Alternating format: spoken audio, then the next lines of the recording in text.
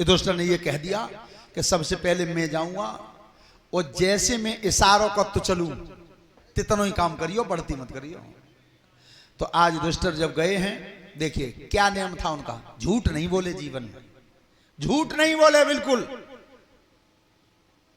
राजा ने पूछा था कि तुम कौन हो? महाराज मैं राजनीति का भंडारी हूं, तो झूठ ना बोले, राजनीति का भंडारी तो होता ही है। तो काम क्या जानते हो? महाराज मैं राजनीति जानता हूं और सार पांसे जानता हूं, तब वो झूठ नहीं बोले। तो फिर तुम्हारा नाम क्या है? राजा का पर्यायवाची शब्द है कंक, तो फिर बता दिया मेरा नाम कंक है, तो झूठ ना बोले। तो मुझे 1 साल के लिए नौकर बना लो, ठीक है?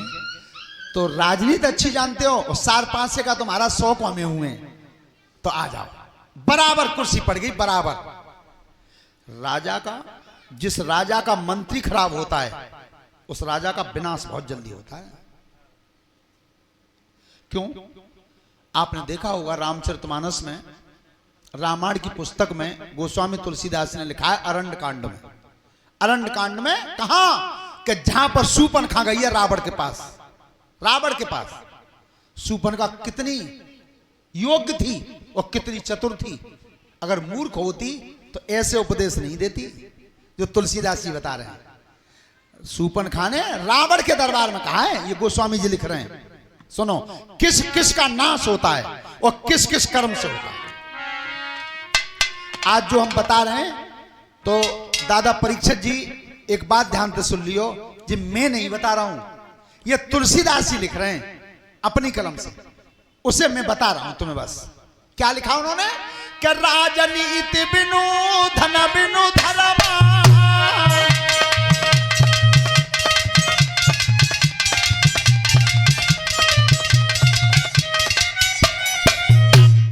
राजनीति बिनु धन बिनु धर्मा, ओ हरई समर पई बिनु सतकर्मा।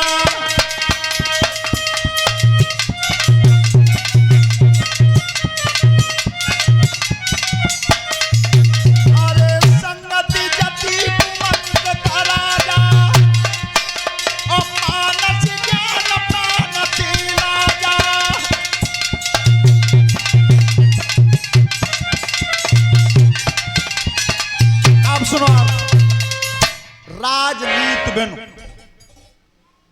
नीति के बिना राज का नाश हो जाता है। धन बिनु धर्मा, धर्म के बिना धन का नाश। हरय समर्पण बिनु सत्कर्मा, अगर तुमसे कोई बढ़िया कर्म बन गया है, कहो कि तुमने जान बचा दी है, किसी को खून दान में दे दिया है, कहो कि बेटी के ब्याह में मदद कर दी है, तो जा बात को बार बार पे मोते गाओ मत, इसे भगवान को सौंप दो। जो कुछ करवाओ है सो बाई नहीं करवाओ है, और बार बार तुम अपने मुंह से गाओगे तो उसका नाश हो जाएगा, वो फल तुम्हें नहीं मिलेगा। हरय समर्पण बिनु सत्कर्मा। दूसरी कड़ी, संगति जति, कितना भी बढ़िया योगी हो और संगत अगर गलत है तो नाश होगा, संगत अगर गलत है तो नाश होगा। कुमंत्रित राजा, जब राजा को मंत्री खराब होए तब राजा को नाश निश्चित है। और देखो अंतिम कड़ी क्या कह रही है दादा परीक्षित, कि मान से ज्ञान पानते लाजा, जिसे ज्ञान का घमंड हो जाए बाकी तो ज्ञान का नाश हो जाता है। और पानते लाजा, जाने पी लई, ताकि लाज और शर्म का नाश हो। यह शूर्पणखा बता रही है अरण्य कांड में। श्रोता बंधुओं, तो आज धर्मराज युधिष्ठिर महाराज के मंत्री बन गए थे। दूसरी बार नकुल गए, उन्होंने अपना काम बता दिया, लिखवा दिया। सहदेव गए, अर्जुन गए, भीम गए, अपने अपने काम को बताते गए, नाम लिखवाते गए। लेकिन श्रोता बंधुओं, भीमसेन जिस समय गए थे तो भीम के शरीर को जब भुजाओं को देखा था सब समाज ने, तो वे आपस में कान में सलाह कर रहे हैं कि भैया नौकर तो हमेशा आए पर अब के खराब हुआ है। जी अब के आओ का है जातने को होशियार हो रही हो, चाहे देखो तुम भोया ना देख रहे हाथी जैसी सूढ़े, तो वे कछू तो डर के मां सलाह कर रहे। तो तक राजा ने पूछी कि तुम कौन हो? कि महाराज मेरा नाम बल्लभ है और रसोई का काम में बहुत अच्छा जानता हूं, रोटी बहुत अच्छी बनाता हूं। जो रोटी की कई सो हमारे दादा बारे को बैठे कोने में कुर्सी पे उनके इरे काय घबरा रहे हो? कि तो हे पागलो मामलो खोली को कि चो कि पूरी ढोल की पोल है, बिल्कुल रोटी बनाते है और रोटी का तताई तो मोटो है वो है।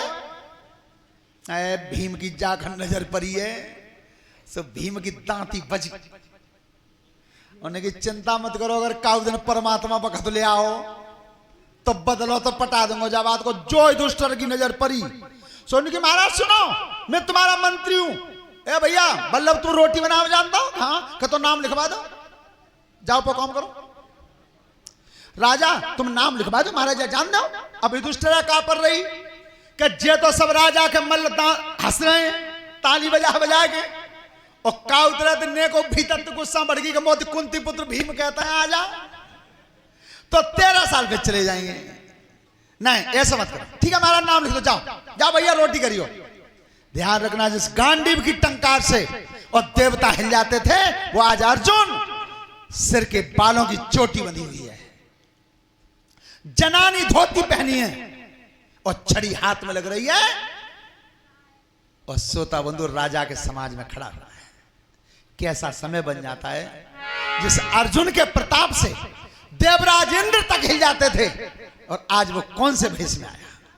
तो जीवन में कभी धन का और बल का ये दो चीज ऐसी हैं, इनका कभी घमंड मत करना। ये तुम्हारी है ही नहीं, ये नहीं है तुम्हारी, ये किसी और के अधीन है।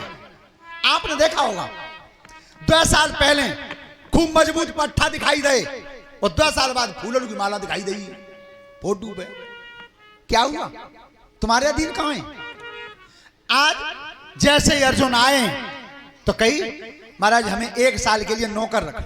तो तुम काम क्या जानते हो? अर्जुन ने की महाराज हम पहला काम तो ये जानते हैं कि हम नाचबो गायबो बहुत अच्छा जानते हैं।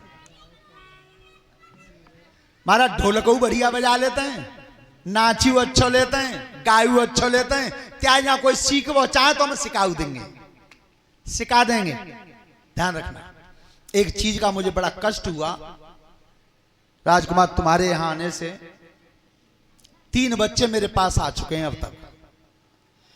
ये विद्या किसी की बापोती नहीं है, ये हमें किसी ने दी है, हम किसी और को देने के अधिकारी हैं।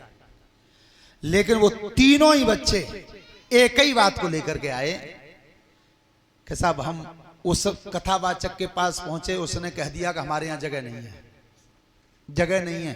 चूंकि वो मिलिट्री के कर्नल है ना, तो वहां में कॉलम पूरा है चुको है, हमारे यहाँ जगह नहीं है। एक बच्चा आज आया, उसने कहा बिल्कुल इतना जी मालूम